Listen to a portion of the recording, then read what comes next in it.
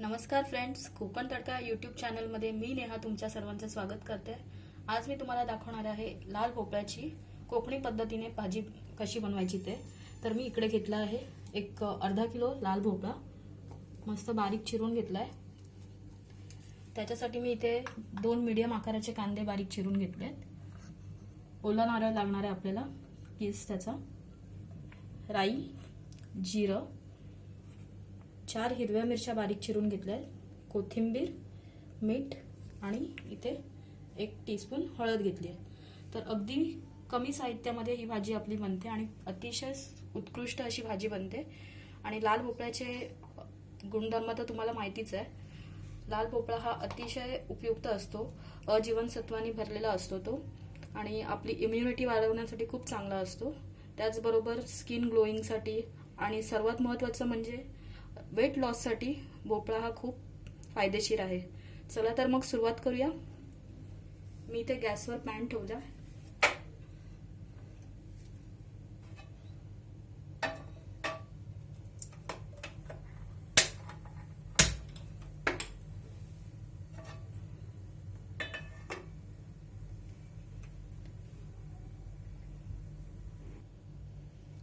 Pan गरम झालाय, मी आता तेल टाकून घेते।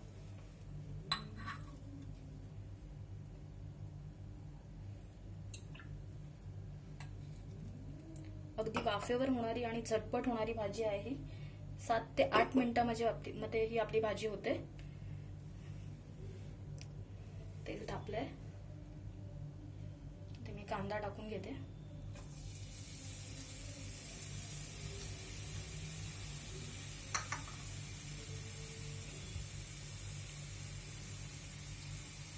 जिरं पण आपल्याला त्याच्यामध्येच टाकायचं,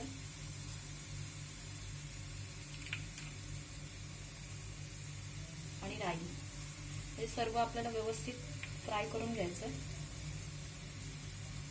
त्याचबरोबर मिरची पण आपल्याला टाकून घ्यायची।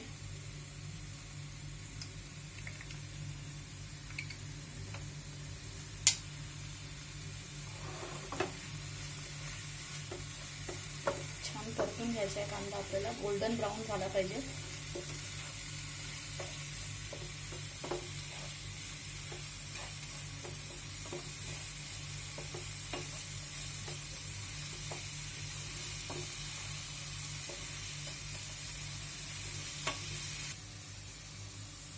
कांदा आपला छान ब्राऊन झालाय।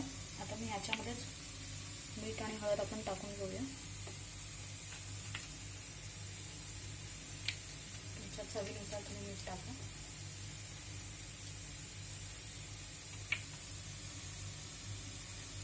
हळद मी इथे 1 चमचा एवढी सर्व टाकणार आहे। परत एकदा छान परतून घेऊया।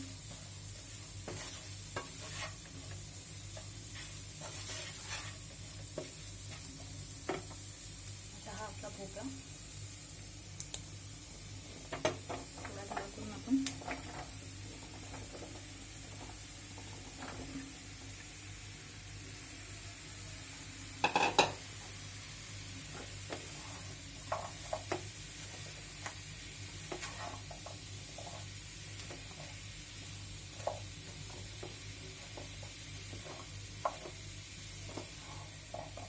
व्यवस्थित परतून घेऊया।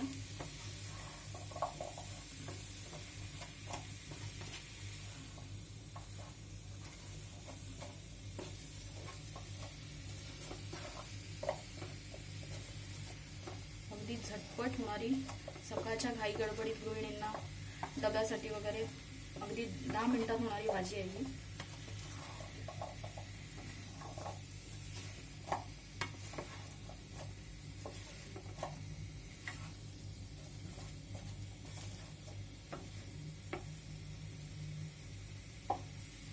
आता आपण ह्याच्यावर छान परतून घेतलं। आता मी झाकण ठेवते, एक 7 ते 8 मिनिटं याला शिजून दे। याच्यावर आपल्याला कुठलंही पाणी ऍड करायचं नाहीये। भोपळ्याचं जे स्वतःच एक वॉटर कंटेंट असतं त्याच्यामध्येच तो शिजणार आहे। तर आपल्याला कुठल्याही पाण्याची आवश्यकता नाही, फक्त आपल्याला ही भाजी वाफेवर शिजवायची। जर तुमच्याकडे पॅन नसेल तर तुम्ही कढईमध्ये जर भाजी करत असाल तर त्याच्यामध्ये तुम्ही ताटावर पाणी ठेवून ही भाजी शिजवू शकता।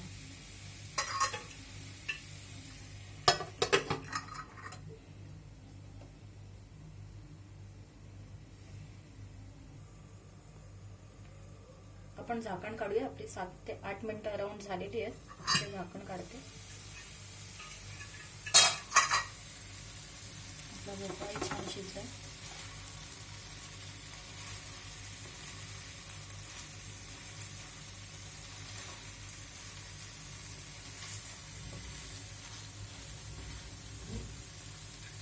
चेक करू शकता तुम्ही. असं भोपळा आपला छान सॉफ्ट झालाय. आता इथे आपल्याला खोबरं टाकायचं आहे.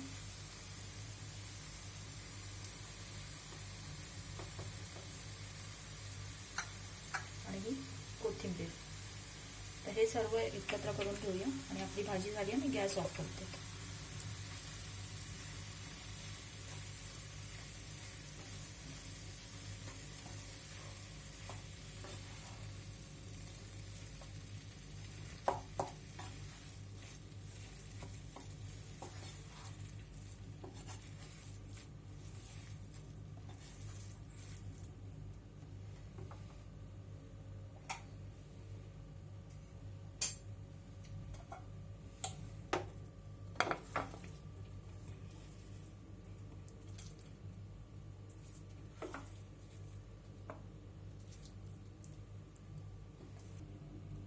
तर अशा प्रकारे आपली लाल भोपळ्याची सुंदर भाजी तयार झाली आहे.